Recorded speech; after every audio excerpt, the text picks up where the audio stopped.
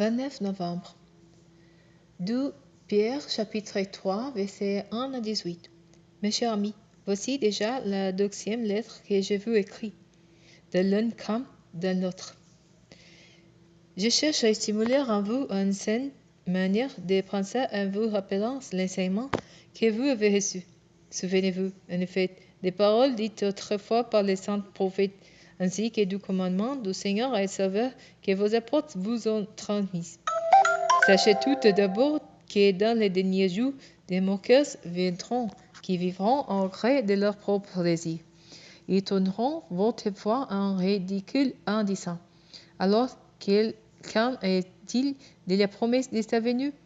Nos ancêtres sont morts et depuis que le monde est monde, rien n'a changé. Mais il y a un fait que ces gens oublient délibérément. C'est que Dieu, par sa parole, a créé autrefois les cieux et la terre.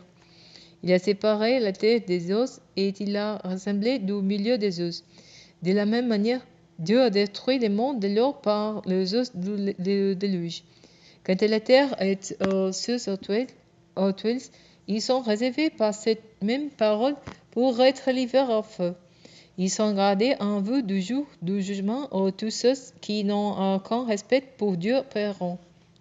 Mais il y a un fait que vous ne devez pas oublier, mes chers amis, c'est que pour le Seigneur, un jour est comme 1000 et 1000 ans sont comme un jour. Le Seigneur n'est pas en retard dans l'accomplissement de sa promesse, comme Satan se l'imaginant.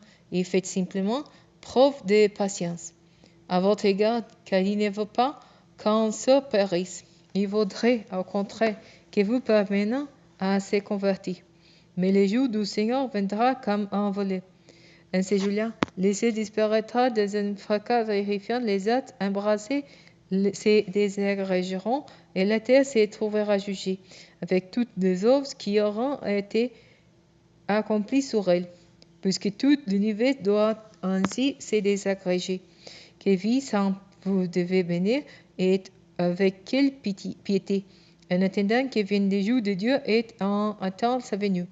Ce jour-là, le ciel en feu se désagrégera et les astres embrassés fondront. Mais nous attendons, comme Dieu l'a promis, un nouveau ciel et une nouvelle terre où la justice habitera. C'est pourquoi, mes chers amis, dans cette attente, faites tous vos efforts pour que Dieu vous trouve pur et irréprochable à ses yeux, dans la paix qu'il donne. Comprenez bien que la patience du Seigneur a pour but votre salut. Paul, notre frère bien-aimé, vous aussi, écrit avec la sagesse que Dieu lui a donnée. Il a fait comme dans toutes ses lettres où il aborde ces sujets. Il se trouve des passages difficiles à comprendre, dont les personnes ignorantes et mal affamées déforment les saints, comme elles le font aussi, pour leur propre ruine, des autres textes de l'Écriture.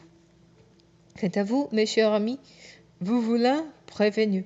Prenez garde de ne pas vous laisser entraîner par l'égarement de ces hommes vivant sans respect pour Dieu et de perdre ainsi la position solide que vous occupez. Au contraire, progressez sans cesse dans la grâce et dans la connaissance de notre Seigneur et Sauveur Jésus-Christ. À lui soit la gloire dès maintenant et pour l'éternité. Amen.